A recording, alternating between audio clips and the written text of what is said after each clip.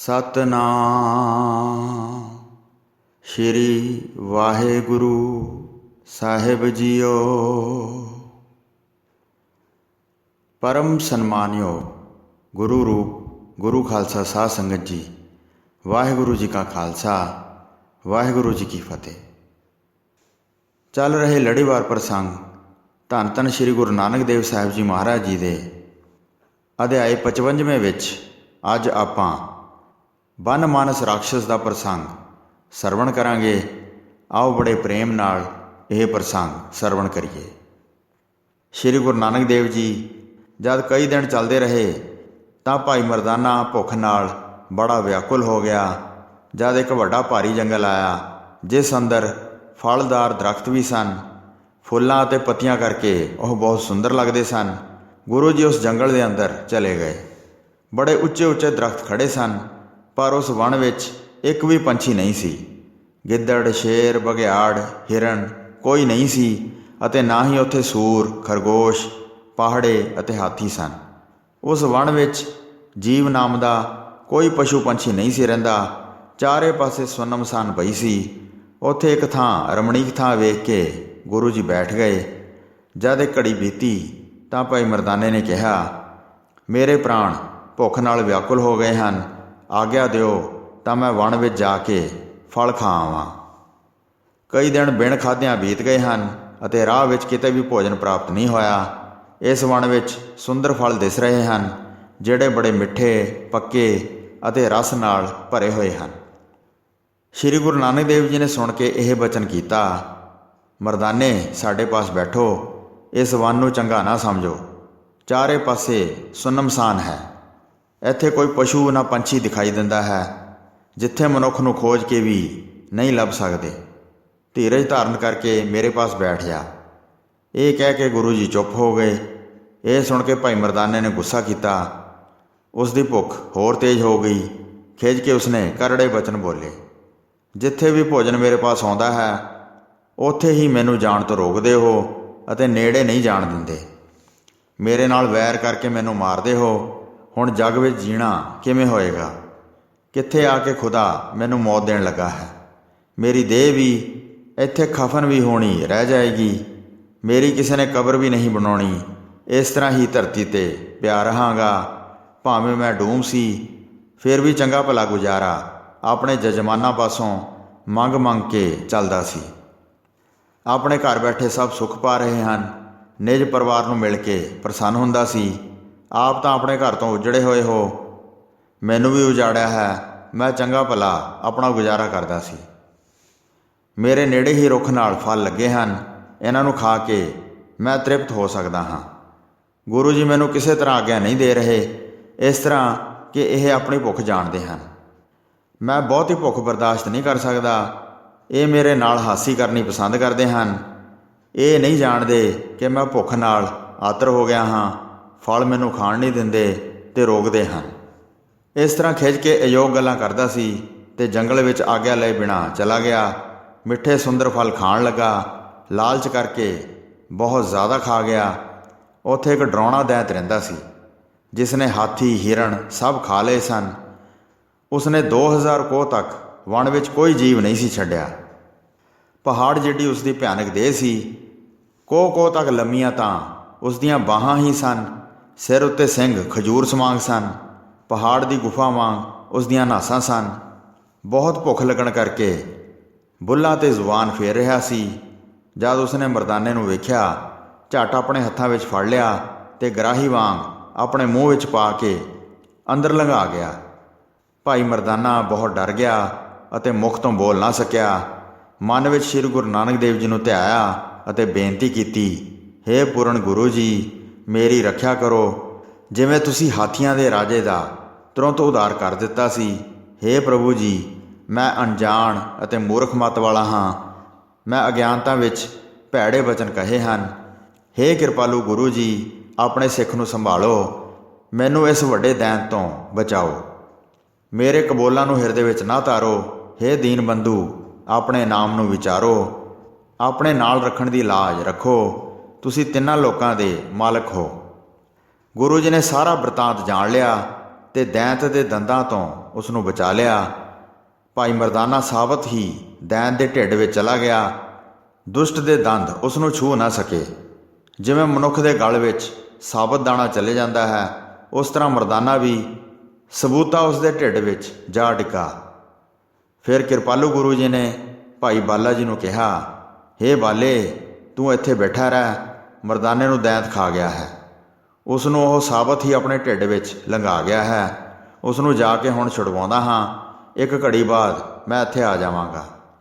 ਇਸ ਤਰ੍ਹਾਂ ਕਹਿ ਕੇ ਸ਼੍ਰੀ ਗੁਰੂ ਨਾਨਕ ਦੇਵ ਜੀ ਰਾਖਸ਼ ਦੇ ਪਾਸ ਚਲੇ ਗਏ। ਆਪਣੇ ਦਾਸ ਨੂੰ ਬਚਾਉਣ ਖਾਤਰ ਪੂਰਨ ਗੁਰੂ ਜੀ ਤੁਰੰਤ ਦੈਂਤ ਦੇ ਸਾਹਮਣੇ ਹੋ ਕੇ ਉਸ ਦੀਆਂ ਨਜ਼ਰਾਂ ਵਿੱਚ ਆ ਗਏ। ਦੈਂਤ ਨੇ ਝੱਟ ਗੁਰੂ ਨਾਨਕ ਦੇਵ ਜੀ ਨੂੰ ਫੜ ਲਿਆ ਅਤੇ ਚੁੱਕ ਕੇ ਆਪਣੇ ਮੂੰਹ ਵਿੱਚ ਪਾ ਲਿਆ। ਜਦ ਗੁਰੂ ਜੀ ਉਸ ਦੇ ਢਿੱਡ ਵਿੱਚ ਪਹੁੰਚੇ ਤਾਂ ਉੱਥੇ ਉਹਨਾਂ ਨੂੰ ਭਾਈ ਮਰਦਾਨਾ ਮਿਲ ਪਿਆ। ਬਚਨ ਕਰਕੇ ਉਹਨਾਂ ਨੇ ਮਰਦਾਨੇ ਨੂੰ ਧੀਰਜ ਦਿੱਤਾ ਅਤੇ ਆਪਣੇ ਸਰੀਰ ਨੂੰ ਬਹੁਤ ਵੱਡਾ ਕਰ ਲਿਆ। ਦੈਂਤ 2 ਕੋਹ ਉੱਚਾ ਸੀ। ਗੁਰੂ ਜੀ ਨੇ ਆਪਣੇ ਅੰਗਾਂ ਨੂੰ ਓਨਾ ਹੀ ਕਰ ਲਿਆ। ਜਦ ਦੈਂਤ ਦਾ ਸਰੀਰ ਫਟਣ ਲੱਗਾ ਤਾਂ ਉਸਨੇ 1 ਯੋਜਨ ਹੋਰ ਵਧਾ ਲਿਆ। ਗੁਰੂ ਜੀ ਨੇ ਆਪਣਾ ਸਰੀਰ ਉਸ ਤੋਂ ਵੀ ਜ਼ਿਆਦਾ ਵੱਡਾ ਕਰ ਲਿਆ, ਜਿੰਨਾ ਤਨ ਰਾਖਸ਼ ਨੇ ਫੈਲਾਇਆ ਸੀ। ਜਦ ਰਾਖਸ਼ ਨੂੰ ਪੀੜ ਹੋਈ ਤਾਂ ਉਸਨੇ 2 ਯੋਜਨ ਤੱਕ ਦੇਹ ਵਧਾ ਲਈ। ਸ਼੍ਰੀ ਗੁਰੂ ਜੀ ਨੇ ਓਨੀ ਹੀ ਦੇਹ ਫੈਲਾ ਲਈ ਅਤੇ ਰਾਖਸ਼ ਨੂੰ ਬਹੁਤ ਭਾਰੀ ਦੁੱਖ ਹੋਇਆ। ਦੈਂਤ ਨੇ ਆਪਣੀ ਦੇਹ 9 ਯੋਜਨਾਂ ਤੱਕ ਫੈਲਾ ਲਈ। ਗੁਰੂ ਜੀ ਨੇ ਵੀ ਆਪਣਾ ਸਰੀਰ ਉਤਨਾ ਹੀ ਬਣਾ ਲਿਆ। ਸੁਮੇਰ ਪਰਬਤ ਵਾਂਗ ਉਹ ਭਾਰੇ ਹੋ ਗਏ। ਦੈਂਤ ਨੇ ਤਦ ਨਿਰਬਲਤਾ ਧਾਰ ਲਈ। ਐਡੇ ਵੱਡੇ ਦੈਂਤ ਨੂੰ ਆਕਾਸ਼ ਵਿੱਚ ਵੇਖ ਕੇ ਸਭ ਪਾਸੇ ਹਾਹਾਕਾਰ ਮਚ ਗਈ। ਦੈਂਤ ਉਹਨਾਂ ਨੂੰ ਐਵੇਂ ਸਮਝ ਕੇ ਚਬਾ ਗਿਆ ਸੀ, ਪਰ ਉਹ ਪ੍ਰਭੂ ਦੀ ਮਹਿਮਾ ਨੂੰ ਨਹੀਂ ਸੀ ਜਾਣਦਾ। ਤਦ ਤੱਕ ਦੈਂਤ ਬਹੁਤ ਵਿਆਕੁਲ ਹੋ ਗਿਆ। ਆਪਣੇ ਜੀਵਨ ਦੀ ਉਸ ਦੀ ਆਸ ਖਤਮ ਹੋ ਗਈ। ਭਾਰੇ ਭਿਆਨਕ ਉਸ ਦੇ ਨੈਣ ਫੈਲ ਗਏ ਅਤੇ ਧਰਤੀ ਉੱਤੇ ਭੌਟਣੀ ਖਾ ਕੇ ਉਹ ਡਿੱਗ ਪਿਆ। ਮਾਨੋ ਭਾਰੀ ਵਿੰਧਿਆਚਲ ਪਹਾੜ ਆਪਣੇ ਗੁਰੂ ਅਗਸਤ ਦੇ ਅੱਗੇ ਡਿੱਗ ਪਿਆ ਹੋਵੇ। ਉੱਥੇ ਜਿੰਨੇ ਵੀ ਪੌਦੇ ਅਤੇ ਦਰਖਤ ਸਨ, ਸਾਰੇ ਟੁੱਟ ਕੇ ਚਕਨਾਚੂਰ ਹੋ ਗਏ। ਇੱਕ ਪੁਰਾਤਨ ਕਥਾ ਹੈ ਕਿ ਇੱਕ ਵਾਰ ਵਿੰਧਿਆਚਲ ਪਹਾੜ ਨੇ ਬਹੁਤ ਉੱਚਾ ਹੋਣ ਦਾ ਯਤਨ ਕੀਤਾ ਤਾਂ ਕਿ ਸੂਰਜ ਉਸ ਦੀਆਂ ਪਰਿਕਰਮਾ ਕਰੇ। ਇਹ ਵੇਖ ਕੇ ਦੇਵਤੇ ਘਬਰਾ ਗਏ। ਉਹਨਾਂ ਨੇ ਉਸ ਦੇ ਗੁਰੂ ਅਗਸਤ ਨੂੰ ਬੁਲਾਇਆ। ਵਿੰਧਿਆਚਲ ਪਹਾੜ ਨੇ ਹੇਠਾਂ ਡਿੱਗ ਕੇ ਆਪਣੇ ਗੁਰੂ ਅੱਗੇ ਮੱਥਾ ਟੇਕਿਆ।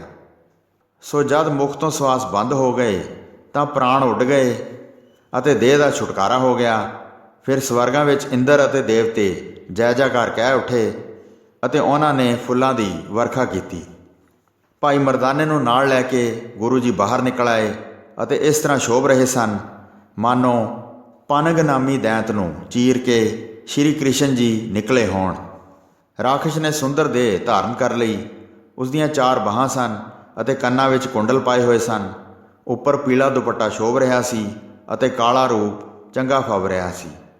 ਦੈਂਤ ਨੇ ਪਹਿਲਾਂ ਨਮਸਕਾਰ ਕੀਤੀ, ਫਿਰ ਉਸਤਤ ਭਰੇ ਸ਼ਬਦ ਇਸ ਤਰ੍ਹਾਂ ਕਹੇ, ਹੇ ਕਰਤਾਰ ਜੀ, ਕਲਯੁਗ ਵਿੱਚ ਤੁਸੀਂ ਅਵਤਾਰ ਧਾਰਨ ਕਰਕੇ ਪ੍ਰਭੂ ਦਾ ਨਾਮ ਜਪਾਇਆ ਹੈ।